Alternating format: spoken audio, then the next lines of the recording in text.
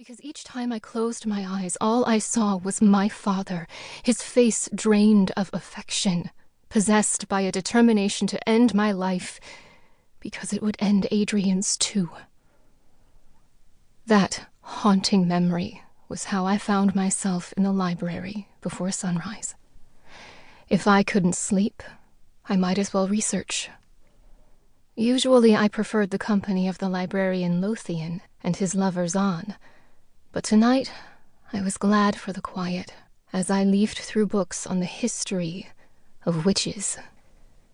Revekka had escaped with the Book of Dis, which she believed would give her the power she always wanted, though it likely would come at a grave price.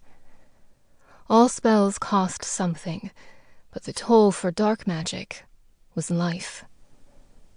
And yet, I had been willing to pay that price 200 years ago. Now, I wondered why. I could not remember, just as I could not remember any of the spells I'd written in the book. I came here now to search the library's archives in hopes that something from those texts would spur memories from my life as Yesenia. So far, I'd only recalled a few things. I remembered High Coven and most of the relationships I'd formed with my sisters. I remembered Ravenna, her betrayal, and her allegiance with King Dragos. Mostly, I remembered Adrian and the quiet way we fell in love, but those memories did not compare to the feeling of relief, the strange peace that came with knowing exactly who I was. I had no conflict over my two lives. Yesenia was of the past, a life once lived. Now, I was Isolde Vasiliev, Queen of Revekka, future Queen of Cordova, and I was here to conquer.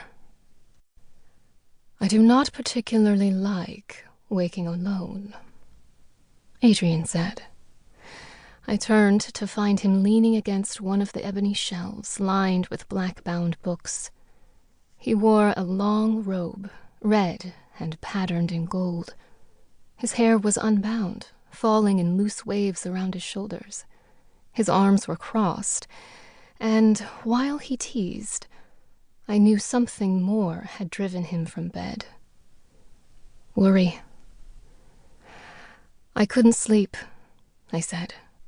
He frowned, and my gaze lingered on his mouth before rising to meet his eyes. That was the one thing that had changed in the 200 years we had been apart. His eyes. Once they had been blue, but now they were rimmed in white.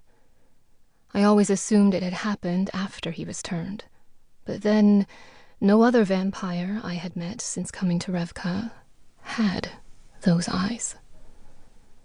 Couldn't sleep, he said, tilting his head. Or wouldn't.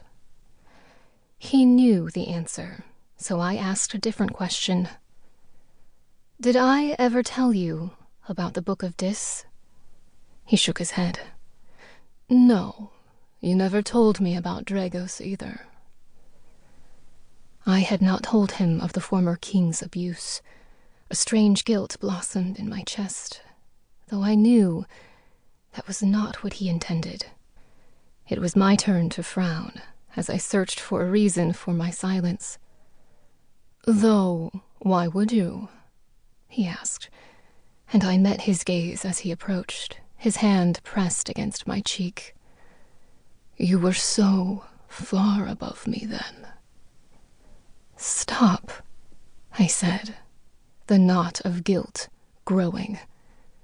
It had not been about status at all.